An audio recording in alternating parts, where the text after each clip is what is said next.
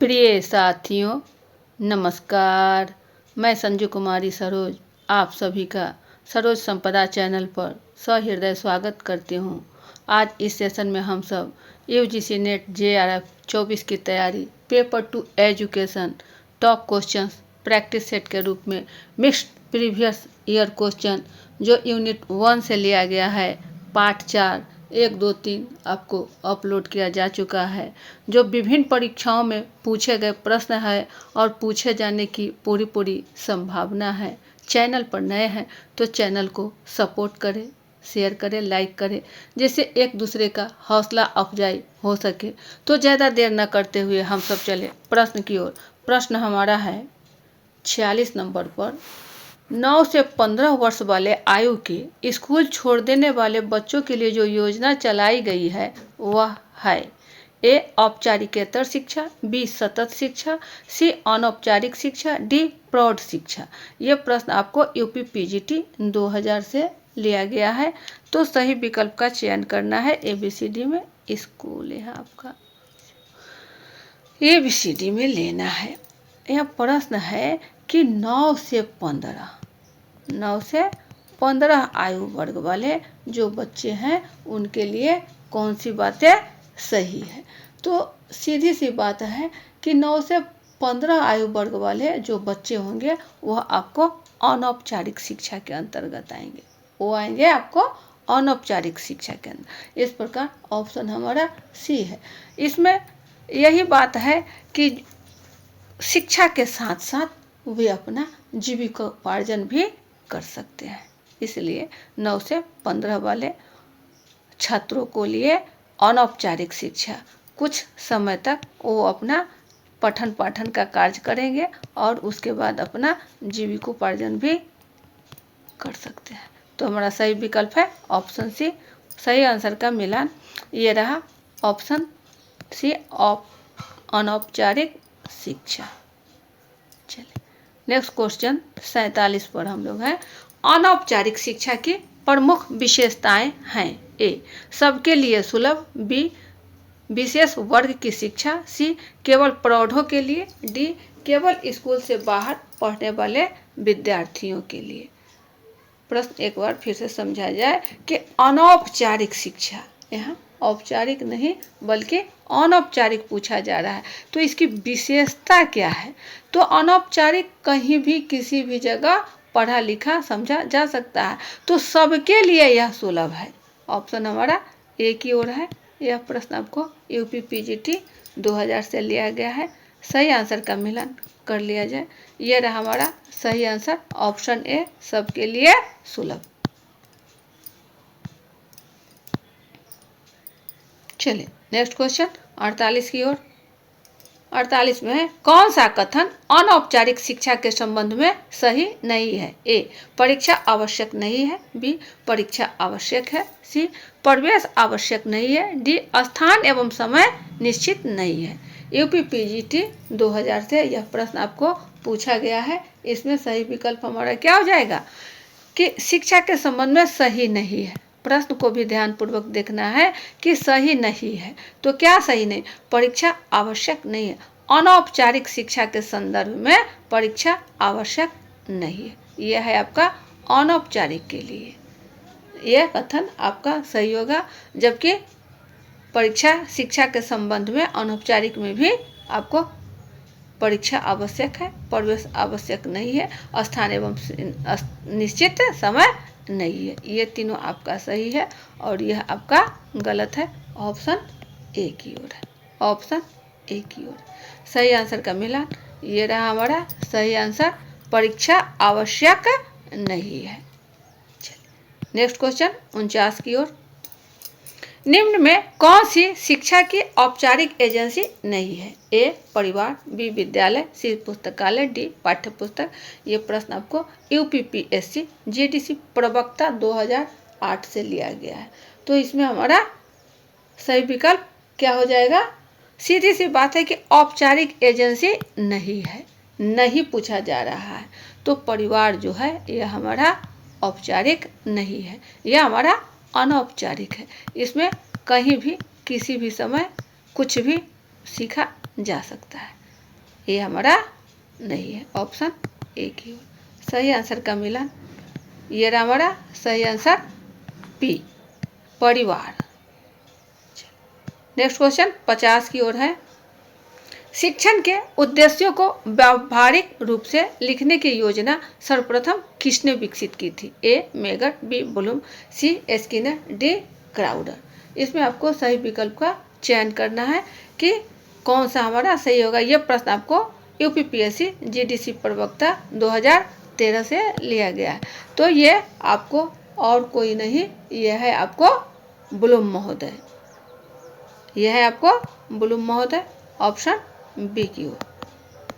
चलिए सही आंसर का मिलान, ये रहा हमारा सही आंसर बी ब्लूम।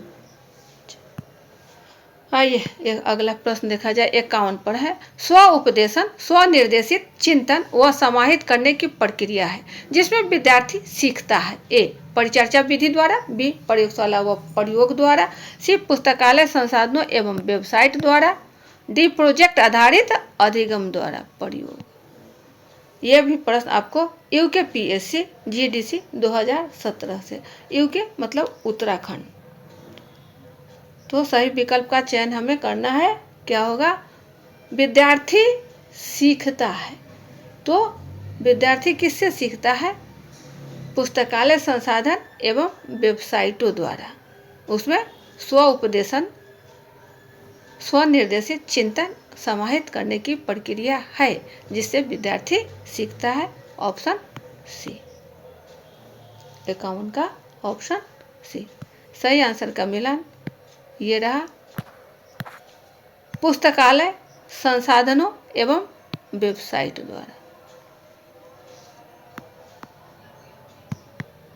चलिए नेक्स्ट क्वेश्चन 52 पर है। शिक्षा परिवर्तन लाती है। ए मूल्यों में, बी अभिवृत्तियों में, सी जीवन के उद्देश्य एवं अर्थ में, डी उपरोक्त सभी में। ये भी प्रश्न आपको यूकेपीएससी जीडीसी 2017 से लिया गया है। इसमें सही विकल्प का चयन करना। शिक्षा परिवर्तन लाती है या चेंजिंग करती है। किस में चेंजिंग करती है? मूल्य में चेंजिंग करती है, अभिवृत्तियों में चेंजिंग करती है, जीवन के उद्देश्य एवं अर्थ में भी चेंजिंग करते हैं। इस प्रकार सही विकल्प हमारा डी की ओर है, उपरोक्त सभी में। ये रहा सही आंसर का मिलान, उपरोक्त सभी में। नेक्स्ट क्वेश्चन 53 पर है। निम्नलिखित में से कौन सा कथन सही है? ए शिक्षा एक कला है, बी शिक्षा एक विज्ञान है, सी यह न तो कला है और न ही विज्ञान, डी कुछ सीमा तक यह एक कला है एवं कुछ सीमा तक यह विज्ञान है। ई इनमें से कोई नहीं। छत्तीसगढ़ वीडियो में यह प्रश्न लिया गया है। इसमें हमारा सही विकल्प सीधा सा है कि शिक्षा जो है यह कला भी है और विज्ञान भी है, दोनों है। तो कुछ सीमा तक यह एक कला है एवं कुछ सीमा तक यह विज्ञान है। ऑप्शन हमारा सी की ओर है, ऑप्शन सी की ओर। सही आंसर का मिलान कर लिया जाए, ये रहा ऑप्शन डी। ये है ऑप्शन डी में आपको कुछ सीमा तक यह एक कला है एवं कुछ सीमा तक यह विज्ञान है। नेक्स्ट क्वेश्चन 54 की ओर। एक राष्ट्रीय शिक्षा प्रणाली से अर्थ है, यहाँ आपका अर्थ होगा। ए सभी बालकों हेतु एक समान शिक्षा प्रणाली, बी एक निश्चित स्तर तक शिक्षा निःशुल्क हो, सी किसी विशिष्ट स्तर तक शिक्षा सर्वसुलभ हो, डी औपचारिक शिक्षा प्राप्त करने हेतु सभी बालकों को समान अवसर प्राप्त होने चाहिए।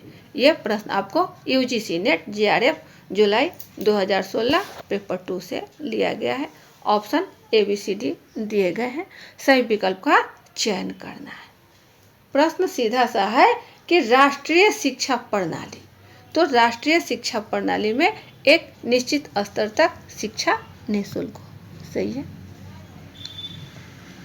सभी बालकों हेतु सभी बालकों यानी सभी के लिए एक समान, गलत, यानी ये हमारा नहीं होगा। तो ये कट जा रहा है, ये कट जा रहा है और ये कट जा रहा है। बी हमारा हो जाएगा बी, सी और डी। तो बी देख लिया गया। सी है किसी विशिष्ट स्तर तक शिक्षा सर्वसुलभ, औपचारिक शिक्षा प्राप्त करने तो सभी बालकों को समान अवसर प्राप्त होने चाहिए, सही है। ऑप्शन हमारा बी। सही आंसर का मिला, ये रहा सही ऑप्शन बी, बी, सी एवं डी। नेक्स्ट क्वेश्चन 55 की ओर। शहरी क्षेत्रों में निजी विद्यालयों का आगमन निम्नांकित में से किसे सहयोग करता है? निम्नांकित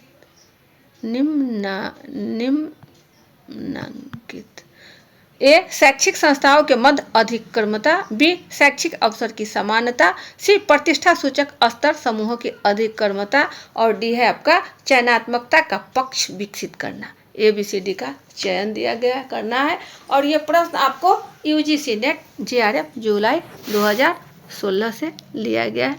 तो सही विकल्प हमारा क्या हो जाएगा? शैक्षिक संस्थाओं के मध्य अधिक्रमता, यह आपका सही है। शैक्षिक अवसर की समानता, शैक्षिक समानता यह ही आपका प्रॉब्लम है, ये नहीं होना चाहिए। शैक्षिक अवसर की सभी के लिए समान रूप से यह नहीं हो सकता है। प्रतिष्ठा सूचक स्तर समूहों की अधिक्रमता, यह आपका सही। चयनात्मकता का पक्ष चयन करके उसका लेना चाहिए, यह भी सही है। यानी A, C और D, B हमारा नहीं होगा। तो B आपको A में है, B में है और C में। इस प्रकार सही विकल्प D में है। शैक्षिक अवसर की समानता, सही आंसर का मिलान कर लिया जाए। यह रहा हमारा सही ऑप्शन A, C एवं D ऑप्शन डी। चलिए नेक्स्ट क्वेश्चन 56 पर। अनौपचारिक शिक्षा के माध्यम से सीखने को कहा जाता है? ए मुक्त शिक्षा, बी औपचारिक शिक्षा, सी अंतर्दृष्टिपूर्ण शिक्षा, डी संयोगवश सीखना अथवा आकस्मिक सीखना। अनौपचारिक शिक्षा के माध्यम से, तो ये हमारा क्या हो जाएगा? संयोगवश सीखना अथवा आकस्मिक सीखना। अनौपचारिक, हम पिछले पन्ने से हम लोग पढ़ते आ रहे हैं कि अनौपचारिक जो कहीं भी किसी भी जगह कुछ भी सीखा जा सकता है। तो ये हमारा अनौपचारिक जो है या आकस्मिक, जैसे कि दिवाली का पर्व है, दिवाली का पर्व है और बच्चों से कहा जाए कि पंक्तिबद्ध दीपक बना करके आपको तैयार करना है, दीपक बनाना है आपका। तो यहाँ जो दीपक बन रहा है पंक्तिबद्ध, तो ये आपका रो हो गया और ये आपका कॉलम में हो गया। तो कितने कॉलम है और कितने रो है, यानी इस हिसाब से बच्चे को यहाँ आप गणित की जानकारी भी दिया जा रहा है। तो यहाँ गणित भी सीख ले रहा है कि कितने कॉलम है कितने रो है, इन दोनों की यदि गुना कर दिया जाए तो दीपक की संख्या पता चल जाएगी। तो यह हमारा गणित है। यह आकस्मिक सीखना गणित में हो गया, खेल खेल में किसी पर्व त्योहार पर। तो यह हमारा एक संयोग है। तो अनौपचारिक शिक्षा के माध्यम से सीखने को संयोगवश सीखना अथवा आकस्मिक सीखना ऑप्शन डी की ओर है। सही आंसर का मिलान कर लिया जाए। ये रहा सही आंसर ऑप्शन डी। चलिए नेक्स्ट क्वेश्चन, ये है हमारा 57 पर। पियाजे द्वारा अनुशंसित संज्ञानात्मक विकास के निम्नलिखित चरणों को सही क्रम में रखें। ए गतिवाही अवस्था, बी मूर्ति परिचालन अवस्था, सी पूर्व परिचालन अवस्था और डी औपचारिक परिचालनात्मक अवस्था। ABCD में आपको ऑप्शन चयन करना है कि पहले कौन उसके बाद कौन। चूँकि संज्ञानात्मक विकास के बारे में पूछा जा रहा है आपको और सही क्रम, यह प्रश्न आपको NTA UGC नेट JRF 2022 से लिया गया है। तो हम सभी जानते हैं कि सबसे पहले गतिवाही अवस्था है, यह जो है सबसे पहले, यानी ए हमारा सबसे पहले। तो बी कैंसिल, ऑप्शन नहीं, सी कैंसिल, यह हमारा सी कैंसिल, क्योंकि पहले ए आएगा। तो गतिवाही अवस्था जो है यह आपका 2 वर्ष तक होता है, यानी 0 से 2 वर्ष तक, 0 से 2 वर्ष तक। उसके बाद आपका है पूर्व परिचालन अवस्था, यानी ये है, इसमें आपका आता है 2 से 7 वर्ष तक, 2 से 7 वर्ष तक। पूर्व परिचालन अवस्था। इसके बाद है यानी सी, ए के बाद हमारा क्या आ रहा है सी, तो ए के बाद सी आपको ए में भी है और डी में भी, इस प्रकार बी हमारा कैंसिल। चलिए सी के बाद देखना है कि बी है कि डी है। बी जो है मूर्ति परिचालन अवस्था, यह आपका 7 से 11 वर्ष तक, 7 से 11 वर्ष तक की है। चलिए तो बी यहाँ आएगा, ए सी उसके बाद बी, ए सी बी जो ऑप्शन डी की ओर है। उसके बाद आपका है डी यानी औपचारिक परिचालनात्मक अवस्था, और इसमें जो है आपको ये है आपका 11 से 15 वर्ष तक, 15 वर्ष तक की आई। तो इस प्रकार हमारा सही विकल्प डी की ओर है, ए सी बी और डी। सही आंसर का मिलान कर लिया जाए, ये रहा हमारा सही ऑप्शन डी, ए सी बी और डी। नेक्स्ट क्वेश्चन 59 पर है, व्यवहार परक उद्देश्यों के निर्माण का सही क्रम क्या है? ए व्यवहार की स्वीकार्यता के मानदंड, परिस्थितियों जिनमें व्यवहार होंगे व्यवहार। बी है व्यवहार स्वीकार्यता के मानदंड, परिस्थितियों जिनमें व्यवहार होंगे। सी है व्यवहार की स्थिति, व्यवहार स्वीकार्यता के मानदंड। डी विनिर्दिष्ट व्यवहार, ऐसी परिस्थितियों जिनमें व्यवहार घटित होंगे और व्यवहार की स्वीकार्यता के मानदंड। ये प्रश्न आपको एनटीए यूजीसी नेट जेआरएफ दिसंबर 2019 से लिया गया है। सही का चयन करना है कि हमारा इसमें सही विकल्प क्या होगा। क्रम से चुनना है कि व्यवहार परक उद्देश्यों के लिए सही हमारा क्या होगा। तो विनिर्दिष्ट व्यवहार सबसे पहले हमारा आएगा, विनिर्दिष्ट व्यवहार। तो विनिर्दिष्ट व्यवहार आपका डी की ओर है, डी में विनिर्दिष्ट व्यवहार, ऐसी परिस्थितियों जिनमें व्यवहार घटित होंगे और व्यवहार की स्वीकार्यता के मानदंड, यानी डी निर्माण का सही क्रम है। सही आंसर का मिलान, ये रहा हमारा सही ऑप्शन डी।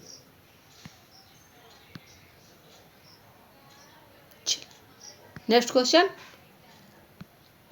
60 पर है, निम्नांकित में से कौन सा समुच्चय वर्गीकी के ज्ञानात्मक, भावात्मक एवं मनोगतिक अनुक्षेत्रों के उच्चतम स्तर को क्रमवार संसूचित करता है? ए संश्लेषण, मूल्य निर्धारण, अभिव्यक्तिकरण। बी विश्लेषण, आग्रहण, कुशल संचालन। सी अनुप्रयोग, व्यवस्थापन, परिशुद्धता। डी मूल्यांकन, चरित्रधारिता, सहजीकरण। ये प्रश्न आपको एनटीए यूजीसी नेट जेआरएफ दिसंबर 2019 से लिया गया है। सही विकल्प का चयन करना है एबीसीडी में। प्रश्न सीधा सा है कि ज्ञानात्मक, भावात्मक एवं मनोगतिकी, ये तीनों का जो है उच्चतम स्तर का रूप बताना है। तो ज्ञानात्मक जो है यानी कॉग्निटिव, हमारा ज्ञानात्मक का उच्चतम स्तर जो है, उच्चतम स्तर क्या होता है? मूल्यांकन। यहाँ आपका आ जाएगा मूल्यांकन। पुनः आपका भावात्मक, तो मूल्यांकन हमारा डी में है। सीधा सा है कि आंसर हमारा डी होगा, कारण कि संश्लेषण, विश्लेषण ये सब बीच की चीज़ है, अनुप्रयोग बीच का है। ज्ञान, बोध, अनुप्रयोग, संश्लेषण, विश्लेषण, उसके बाद मूल्यांकन है। तो मूल्यांकन हमारा डी सबसे पहले। भावात्मक में आपका चरित्रधारिता आ जाएगा। यहाँ ये हमारा सबसे उच्चतम स्तर का है, चरित्रधारिता। पुनः ये जो है आपका मनोगतिकी जो है, यह हो जाएगा हमारा सहजीकरण, और यह इसका उच्चतम स्तर है, यह उच्चतम स्तर है मनोगतिकी का। भावात्मक का यह है उच्चतम स्तर। तो हमारा सही विकल्प डी की ओर है। आंसर का मिलान कर लिया जाए, यह रहा हमारा सही आंसर डी, मूल्यांकन, चरित्रधारिता एवं सहजीकरण। इसको ध्यान रखना है कि ज्ञानात्मक का सिलसिलेवार क्या है, भावात्मक का उच्चतम चरित्रधारिता और मनोगतिक का सहजीकरण। तो ये थे आपके बहुत ही महत्वपूर्ण प्रश्न चैनल पर नए हैं तो सपोर्ट करें, लाइक शेयर करें, जिससे हौसला अफजाई होगा। वीडियो ज़्यादा लंबा ना बने, यही बाइंड अप किया जाता है। अगले सेशन में पुनः हम सब अच्छे अच्छे प्रश्नों को लेकर आएंगे, सेशन को साझा किया जाएगा और एक दूसरे से इंटरेक्ट होंगे। तब तक के लिए सेशन को यहीं बाइंड अप किया जाता है। जय हिंद, वंदे मातरम।